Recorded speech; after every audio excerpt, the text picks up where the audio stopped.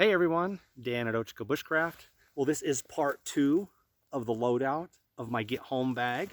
If you haven't seen part 1, please go back because a lot of the philosophy and the sleep system, the cutting tools, some of the gear is all in part 1. So I'm going to pick right up where part 1 left off and get into part 2, water purification. My favorite system for years now has been a Lifestraw along with a Cnoc bag, and I will be showing you some things about this in a future video, but this is an awesome setup for me because it allows me to quickly rehydrate anytime I'm near water. And coming in from the forests to my home, coming to my hometown, I will parallel different creeks or rivers depending on the direction. I can stay hydrated just by stopping occasionally and drinking right from the source. I can put 2 liters of water in here, scoop it up, filter it through, refill my bottle, 40-ounce Klean Kanteen, and a cup.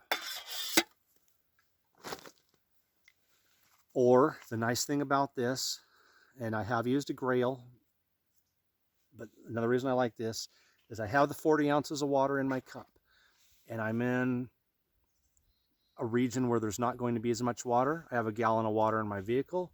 I can fill this full, clip it onto my pack. There's a carabiner on the pack. I now have that 40 ounces plus another 2 liters. And when I come to water, I can refill everything quickly and easily. And, you know, that can go a long way when you're traveling in a dry country. So that is water purification, water carrying. I will get into why the cup here in a minute because a lot of kits may just have a bottle. But let's go fire starting. I have just a basic fire starting kit. Again, as I said in the first video, I'm probably coming home from the mountains or the desert. And if it's winter, like now, I may want to stop and have a fire, or I may need to stay the night. I have a ferro rod, my favorite way of getting a fire going. I have a container filled with cotton batting, saturated with petroleum jelly. I just tear off a little piece of this, spark it, save my lighter for when I really need it. But if I really need it, I have my lighter in a waterproof container. Also have actually a couple of these 4-hour emergency candles. And I have shown this in a previous video, but if you light up one of these candles and wrap the reflective blanket around you, the heat comes up inside, the blanket's around you, the candle's on the ground in front of you, the heat comes inside and you can get warm. Emergency lighting, also help with fire starting. If I have to walk home at night, I have my Coast headlamp.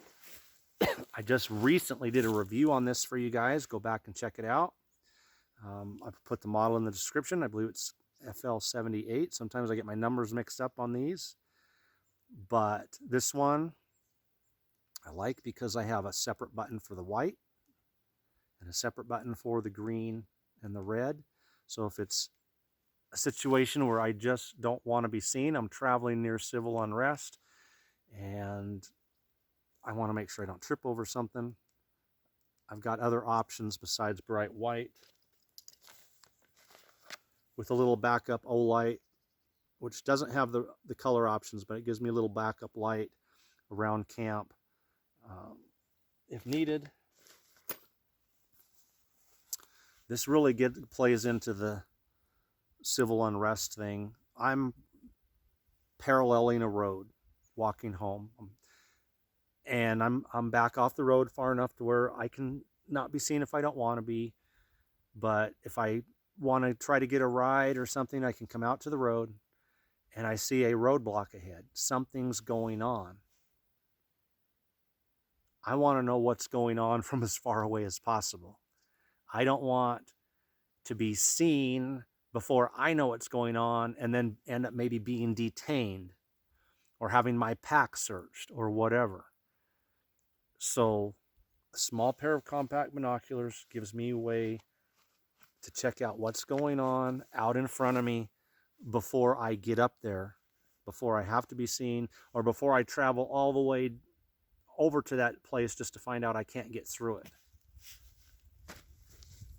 Compass, for me, and this is a personal thing, you may or may not want one, but for me, because I know this area so well, I can tell you, for example, that if I go north from where I'm at now, I will eventually hit the road and can follow the road down and make a shortcut rather than having to wind back around the long way.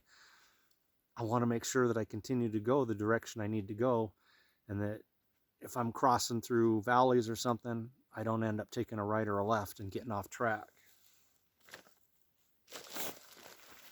Mentioned the first aid kit in part 1, but in addition to that, I do have some insect repellent, because if I'm stuck out here at night and it's a little warmer, I don't want to get eaten up by mosquitoes. Also helps keep the ants and the ticks off of me. So I can put this stuff on my bare spots in my skin and not have ticks bothering me. Something to disinfect and wipe my hands with. And if I'm walking in the hot sun, I've got some sunblock that I can put on my nose, ears, cheeks, the parts of me that it's exposed, along with some wipes just to take care of other necessary hygiene. And it may not just be going to the restroom, but you may also be hot and sweaty and developing a rash from walking. This would help with that. And trying to make sure I didn't leave anything out. I have a bandana sitting here, which is a part of every kit, no matter what. These just have so many uses. And I believe with what I did in part 1, that's everything. Oh, Gorilla Tape. Gorilla Tape for repairs, emergency shelter. You can use this for tinder for starting a fire. If I get a hole in my poncho, a hole in my SOL heat sheet blanket, or anything else, even a hole in my boots, or the sole starts to come loose, I have actually taped a sole of a shoe on with Gorilla Tape and walked with it. Okay, that would bring me then to the last thing of food. And this might be a little controversial for some. A lot of people think just have some snacks to stay energized, like the Millennium Bars, which are over 400 calories each, tons of carbs, lots of energy. These are great to eat while I'm walking. These are great to bring my energy levels back up. And if I know that I'm going to have a shorter walk home, sorry guys, it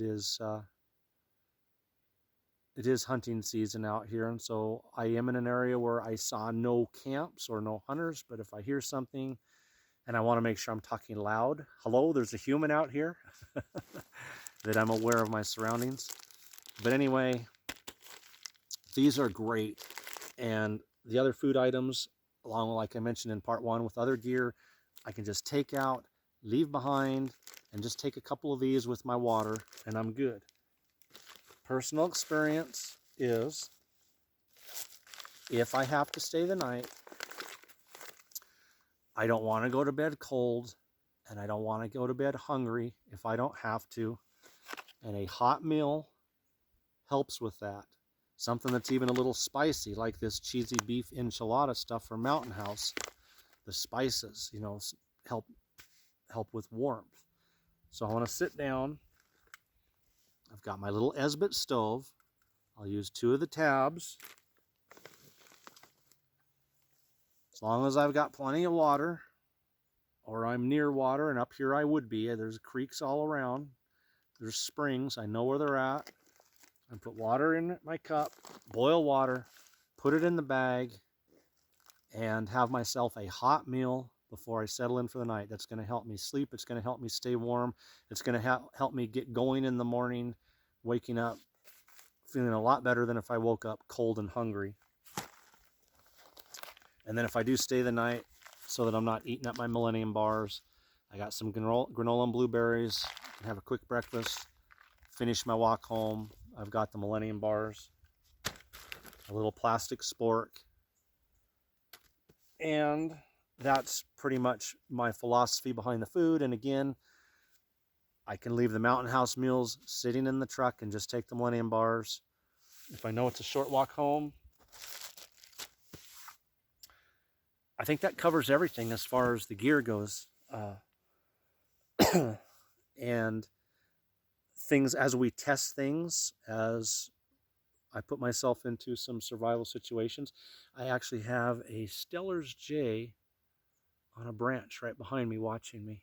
Nice. That's what I heard earlier, because those jays can make a lot of noise in the trees.